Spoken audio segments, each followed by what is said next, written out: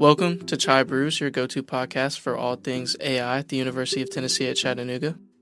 I'm your host, Daniel Duggin, with a bachelor's in computer science pursuing a master's in computer science.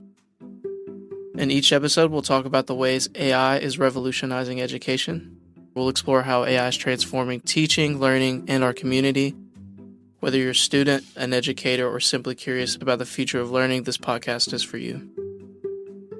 In this episode, I talked to my friend Andres Cavalie. Like me, he's a recent computer science graduate. I asked him why computer science students are worried AI will replace us.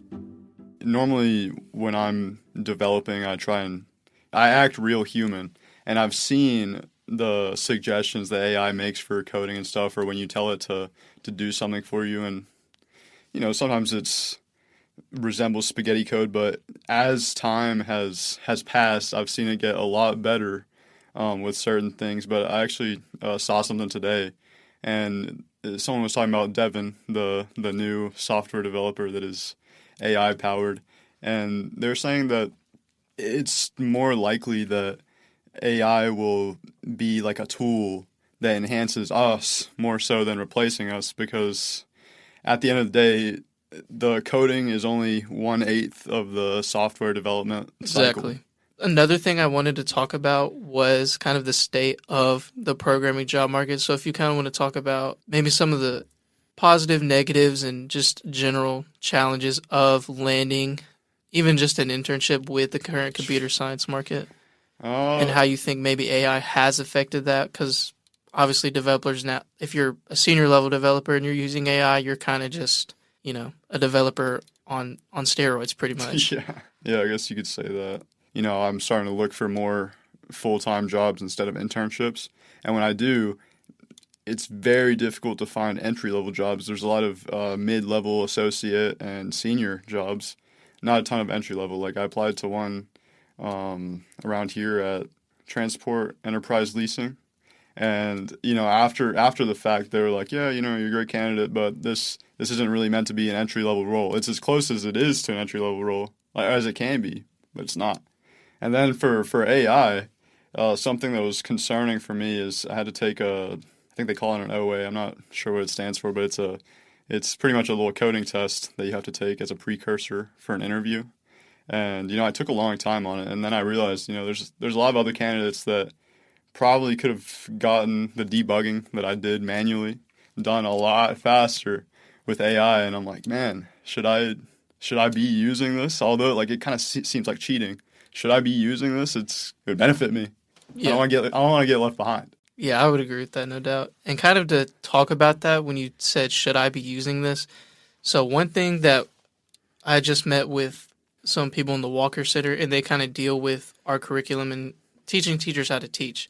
So to kind of, if you were to wake up tomorrow with what you know now as a freshman in college, with how broad computer science is, and now with AI, how would you want your course curriculum structured to prepare you for that? I see. Well, I guess so. Am I about to register for college? Because if I'm about to register for what major I want, it would be useful to know what the job market even holds for me, right? Because when I was gonna register for UTC, I see data science, software systems, and cybersecurity, and I know that I want to develop software going into school. But once I get into software systems, I realize it's actually a broad computer science topic that doesn't, it makes you somewhat jack of all trades but master of none, which isn't really what I was going for, right? As for the AI stuff, all I know is that to be a good developer, you gotta be a good Googler. And now it seems like you gotta be a good prompter too. Around the end of my sophomore year, I believe I took file and database processing, and in that class you learn PHP, which is just it's a early and very popular language to build for the web. WordPress is built on it. We learned about PHP, its basics, and we learned about storing information somewhere. Eventually, we learned about storing information in a database and accessing it with SQL. I looked into the courses that were following that one because I was like, okay, this is web development. I'm interested. And then I saw There wasn't a ton. There wasn't a ton that was gonna get me to where I needed to be career ready after the fact. So then I started freaking out and like learning stuff on my own. And it was time for the capstone project that we worked on, or the senior project in that fall semester that we worked on together. And I was like, man, if I hadn't done that, I would be in a tough spot right now. I'd be pretty freaked out. At this point, I feel like with where technology is heading now, it's something we all need to be aware of what's going on, because we have, and this is no one's fault, but we have students that don't know how to download basic things onto their laptop, and now with AI introduced, that's a huge problem for us as a university. And something that is important is we start introducing courses that teach our students how to use AI, not even just computer science, whether it's creative writing, whether it's history, whether it's in the medical field, whether it's in math.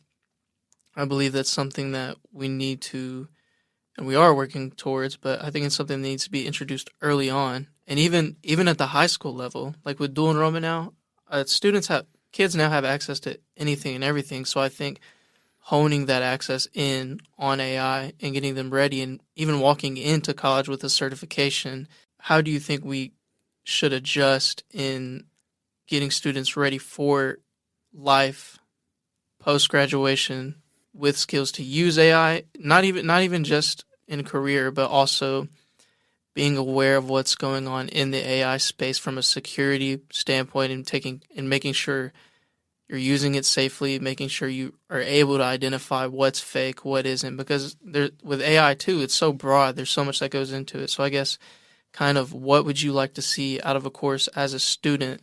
All right, well, I'm glad you mentioned the last part about security and in general, being aware of AI and the rest of their life, because like you were talking about earlier, some people have difficulty downloading software onto their computer. And that is dangerous, not in the fact that they can't download it to the computer, but that for example, someone might not be able to tell an AI generated image from a real one.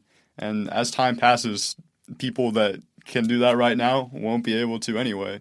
But same with being aware of deep fake technology and generated voices. Like, we need to be aware of that, because dangerous misinformation can be spread.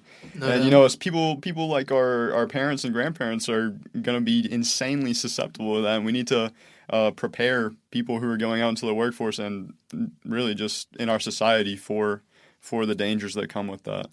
And as for a class that would prepare you to use AI, first of all, I think it's a great idea. Like, one of the last projects I used, I actually heavily depended on AI.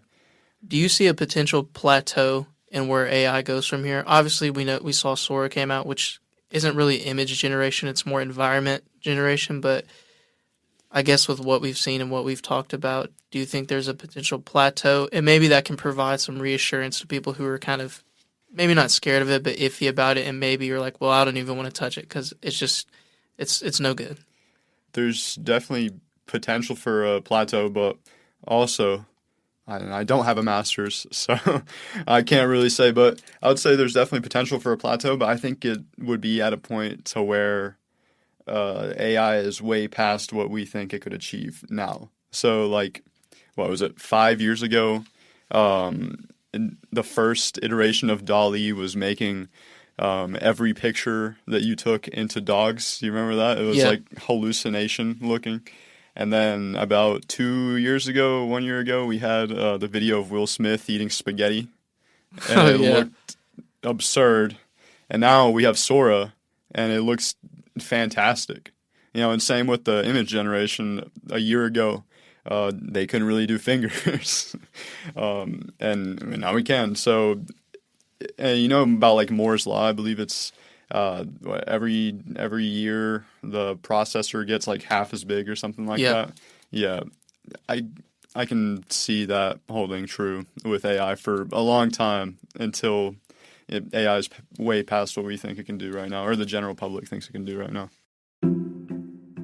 That was Andres Cavalie, and I'm Daniel Duggin. Thanks for tuning in. The music in this podcast is by Blue Dot Sessions. Don't forget to subscribe to our podcast and until next time, keep learning and exploring the possibilities of AI.